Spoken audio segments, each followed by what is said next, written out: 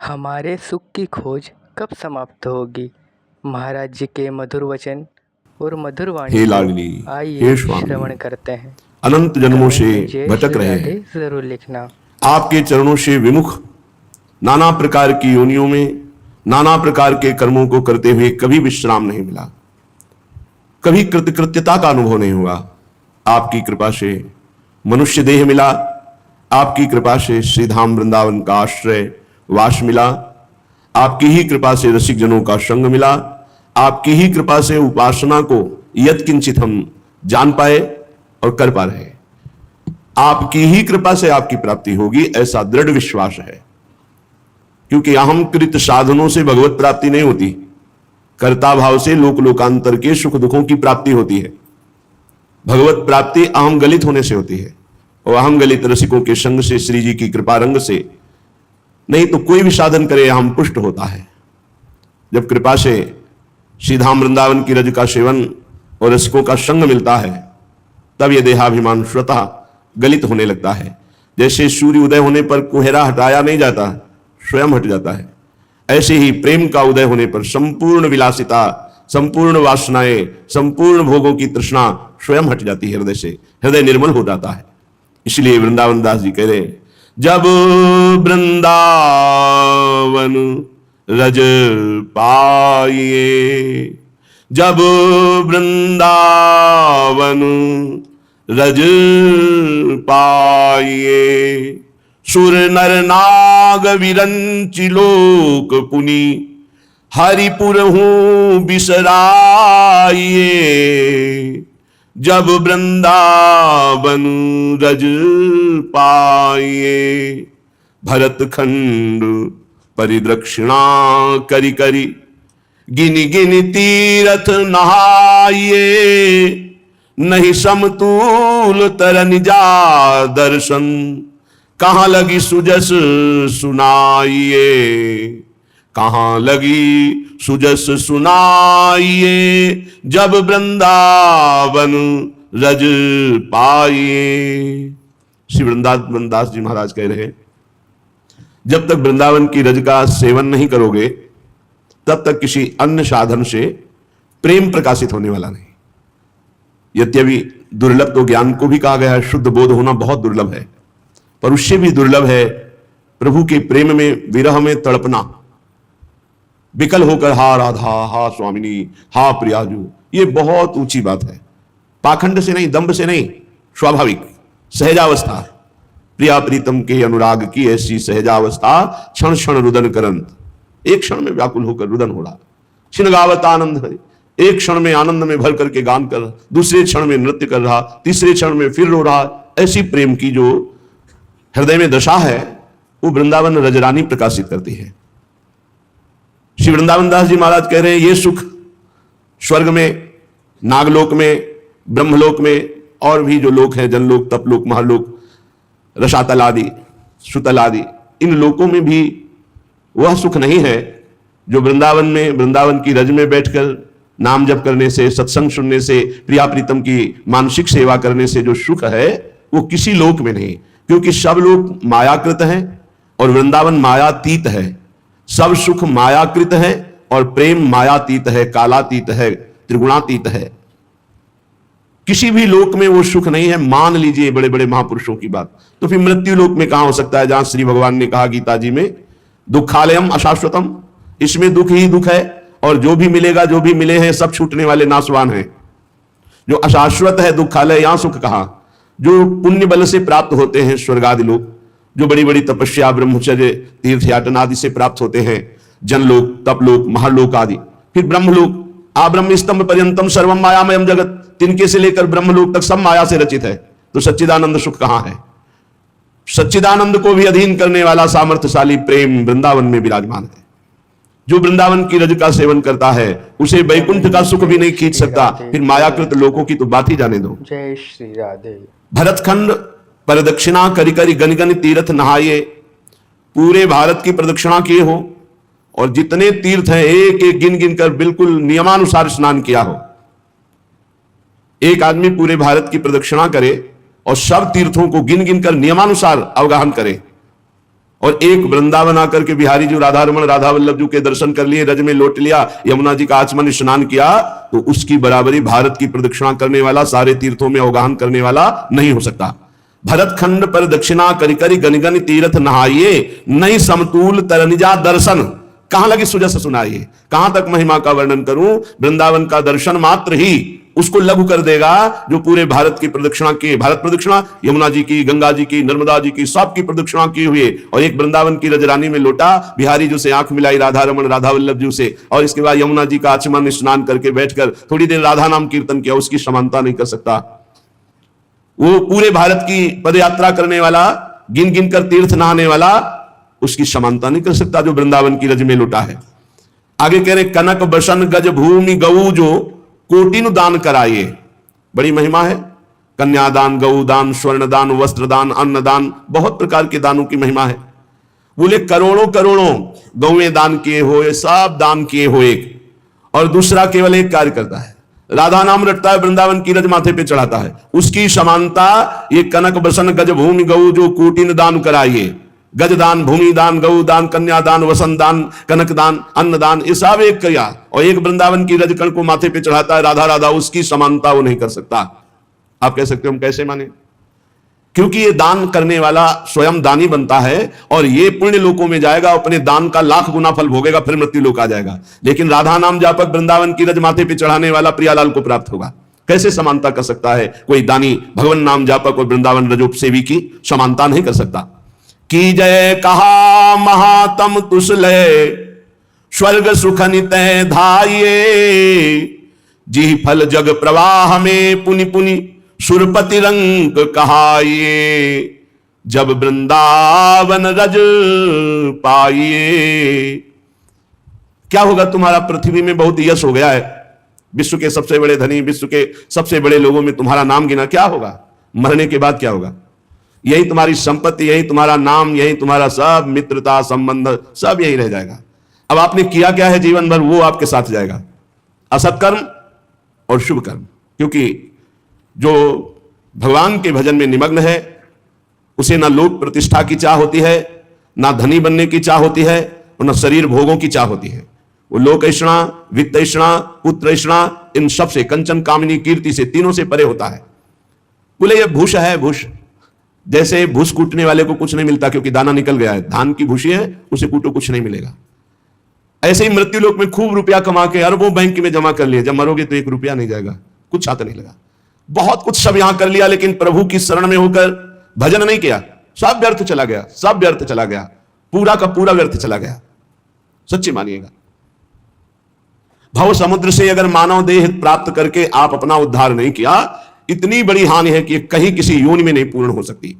पता नहीं किस युग में फिर हमको मनुष्य बनाया जाएगा, सत्संग मिलेगा, भजन करने का भाव आएगा। बिल्कुल भाव भजन का नहीं आता, एकदम हृदय शून्य, बस वही विषय विकार, वही नाना प्रकार की भोग वासनाएं।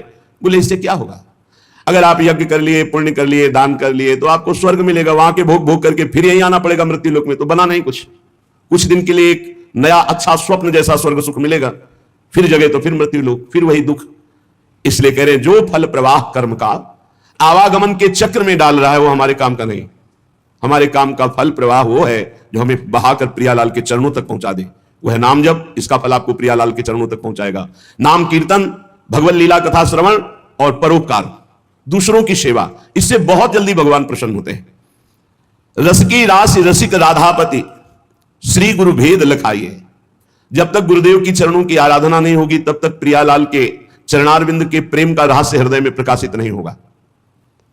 गुरु कृपा ही केवलम, चाहे जो कुछ कर लो कर्तृत्व भाव तो रहेगा, तो ये कर्तृत्व भाव तुम्हारा उद्धार नहीं होने देगा।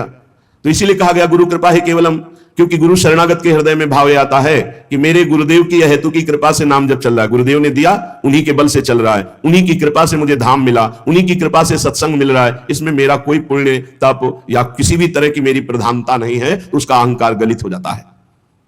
अचल अखंडित कानन यह सुख मिल सत्संगति पाइए। और जब रसिकों का संग मिलता है तो सत्संग के प्रभाव से खंडित और नाशवान होने वाले सुखों से वैराग्य हो जाता है, और अखंडित अविनाशी सुख प्रियालाल का नाम रूप लीला धाम, ये सुख प्राप्त होता है।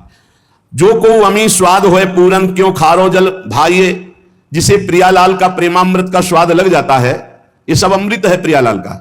नामामृत, लीलामृत, रूपामृत, धामामृत, चरणामृत, उच्छिष्टामृत, सब कुछ अमृत है। और यहां सब मृत है माया के द्वारा, इसका नाम ही मृत्युलोक है। तो बोले जिसे अमृत का स्वाद लग गया प्रियालाल के नाम रूप लीला धाम का, उसे संसार का खारा जल क्यों अच्छा लगेगा। वृंदावन हित रूप धाम रस यूं लही सबही बिहाइए। बस धाम का आश्रय ले लो, सब आश्रयों का त्याग कर दो। अगर पकड़ पाओ बात तो हमारे हृदय की बात आप पकड़ लीजिए। सबसे बड़ी बात है, सब शास्त्रों का, संतों का एक ही उद्देश्य है, सब आश्रयों का त्याग करके प्रभु के आश्रित हो जाओ। बस ये खास बात है, अंदर से भगवत आश्रय जागृत हो जाए, ये सबसे बड़ी सिद्धि है, सबसे बड़ी सिद्धि।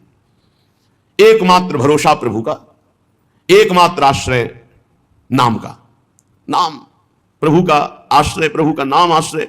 ये आपको पक्का पक्का विश्वास कर लो, सब शास्त्रों की सार बात करें, चाहे जितना दौड़ो घूम के यही आना है। आश्रय भागवत का 10वां आश्रय तत्व है, पीछे सुना चुके हैं। सब शास्त्रों का, वेदों का उद्देश्य आश्रय। भक्ति का 9वां सोपान आत्मसमर्पण है, इसका भी अर्थ है प्रपत्ति, शरणागति, पूर्ण आश्रय। ये बड़ी मस्ती है भगवत आश्रय। बस वैष्णव अपराध न बने। जरा सा किसी वैष्णव के प्रति हे भाव हुआ तो आपके भजन में बाधा पड़ जाएगी, पक्का पड़ जाएगी। जरा सा किसी भी वैष्णव के प्रति दोष वृत्ति अंदर उदय हुई कि भजन तो नहीं पकड़ सकते आप, भजन ऐसे गायब हो जाएगा कि पकड़ने में नहीं आएगा। कहां जिसका हम दर्शन कर रहे थे, जिसे सुन रहे थे, जो निरंतर चल रहा था, कहां बस प्रपंच आ जाएगा आपके सामने। नहीं तो भगवत आश्रित का स्वतः भजन होता है, भगवत आश्रित स्वतः निश्चिंत रहता है। जहां चिंता जागृत हुई वैष्णव के हृदय में, चाहे वो गृहस्थ हो चाहे विरक्त, जहां भय अशांति हृदय में जलन भजन छूट जाए, जान लेना वैष्णव अपराध बन गया। वैष्णव अपराध कोई थप्पड़ मारना ही नहीं होता, किसी वैष्णव के किसी भी आचरण की समीक्षा कर देना, उसकी स्थिति के विषय में जरा भी लघु भाव ले आना, भजन रुक जाएगा। बड़ा सूक्ष्म विषय, बड़ा सूक्ष्म विषय। काहू के बल भजन को काहू के आचार, व्यास भरोसे कुंवर के शोभत पांव प्रसाद। जानते हो जो नाम जापक होता है उसकी सुरक्षा स्वयं नाम ही करता है। सीम की चाप सके को तासु, बड़ रखवार रमापति जासु। जहां गोरे चरणारविंद की ठसक आई, मेरी महारानी श्री राधा रानी, तो हरिराम व्यास जी कह रहे हैं, जो अवतारी महापुरुष है, विशाखा सखी के अवतार हैं, वो कह रहे हैं श्री राधा प्यारी के चरणारविंद शीतल सुखदाई, कोटि चंद मंद करत नख बिद जुन्हाई। प्यारी जू के नख चंद्र छटा ऐसी प्रकाशित हो रही कि करोड़ों चंद्रमाओं की कांति भी फीकी, परम शीतल महासुख प्रदान करने वाले गोरे चरणारविंद हमारी महारानी जू के।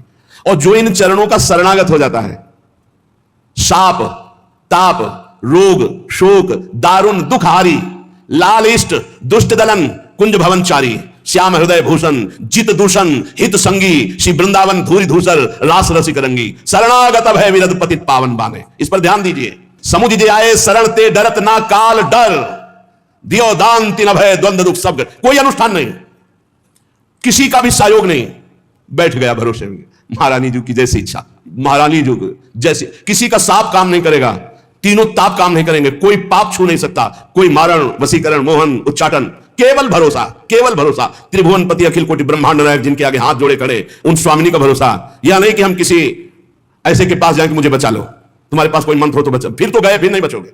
भरोसे पे बैठ जाओ, अपने इष्ट के भरोसे। जैसे गोस्वामी तुलसीदास जी कहे, बने तो रघुवर ते भले, बिगड़े तो भरपूर। कितना मीठा शब्द है। अपने स्वामी का दिव्य भरोसा।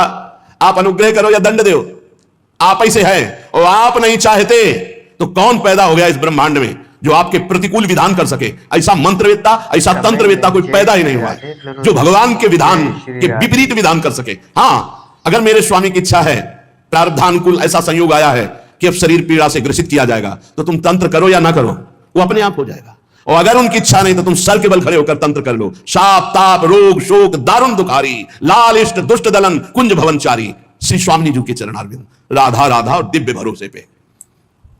कई बार सुना है, एक बार बहुत बड़ा तांत्रिक जो है वो सन्यासियों को परेशान करता था विविध प्रकार से, उसका द्वेष था सन्यासियों से, दंडधारी। तो कई महापुरुषों ने कल्पात्री जी महाराज से कहा, धर्म सम्राट कल्पात्री जी से, कि वो बहुत सन्यासियों का अपमान करता है, तंत्र के द्वारा वस्त्र अपहरण कर लेना, कमंडल गिरा देना, दंड गिरा देना, उसको गिरा देना, कई तरह से। कहां रहता है बताया? कई सन्यासी साथ चलते थे, गए, उसने जे भी देखा तो वो द्वेष रखता था सन्यासियों से, तंत्र का प्रयोग किया, कुछ भी काम नहीं किया। फिर तंत्र का काफी देर वो खड़े रहे से कल्पात्री जी और कहा, नारायण नारायण नारायण। अब हम प्रयोग करें? कोई मंत्र नहीं, केवल नारायण नारायण, और भाव होगा तुम्हें दंड देने का, क्योंकि तुम संतों को दंड देते हो। चरणों में गिर गया, बोले आप धर्म सम्राट कल्पात्री जी हैं क्या? बोले इससे क्या मतलब आपको?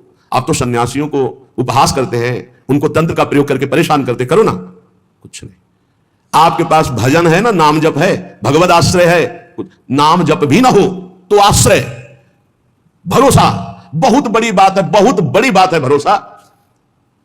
पूज्य श्री स्वामी राम सुखदास जी महाराज जी ने इस भरोसे का एक उदाहरण दिया था, कई बार सत्संग में सुनाया है कि एक ग्रामीण चरवाहा बकरियों को जंगल में चराने के लिए गया, शाम तक चरा करके बकरियां वापस, उनमें से एक बकरी हरी हरी कोपने चुनने के धुन में वो भूल गई अपनी मंडली को। अब वो चरवाहा इतनी भीड़ में एक बकरी का क्या ध्यान रखे, ना चरवाहे को ध्यान ना बकरी को ध्यान कि मुझे अपने परिकर के साथ जाना है। जब ध्यान आया तो कुछ कुछ अंधेरा हो गया था, अब वहां कोई था नहीं, घबरा गई, उसने सोचा कि जंगली जानवर मुझे खा जाएंगे, भेड़िया है, शेर है, ऐसे खा जाएंगे। इतनी प्यास लगी कि विकल होकर के वो ढूंढने लगी तो देखा नदी है, पानी पिया तो वहां एक बड़ा सा पंजा देखा जोर का, इतने में भेड़िया लाल टपकाता हुआ गया, उसको बकरी बहुत प्रिय खाने में। भेड़िए को जो बकरी ने देखा प्राण सूख गए, अब तो मार डालेगा, उस पंजे की तरफ देखा और बैठ गई उस पंजे के पास निर्भय होकर। भेड़िया आया तो ये पंजा देख लो, बैठा गया है। जो पंजा देखा भागा भेड़िया, पूछ दवा, अब तो विश्वास हो गया ये पंजा किसी जोरदार का है। अब जो पशु आता बोलो कहे पंजा देख ले, जो ही देखता सब भाग। शेर आया, दहाड़ मारी, गए पंजा देख ले, शाम से लेकर अभी तक हमको किसी ने नहीं खाया, इसी पंजे को दिखा दिखा के हम बची। तो शेर ने कहा तुम्हें पता है पंजा किसका है? बोले मुझे पता नहीं। बोले मेरा है। जब तुम मेरे भरोसे पंजे के भरोसे होकर बच गई तो अब तुम्हें कोई नहीं खाएगा। हाथी को बुलाया, कहा पीठ पे चढ़ा और पेड़ की ऊपर ऊपर की कोपले से चुना, जंगल में कोई भी इस पर नजर नहीं डालेगा।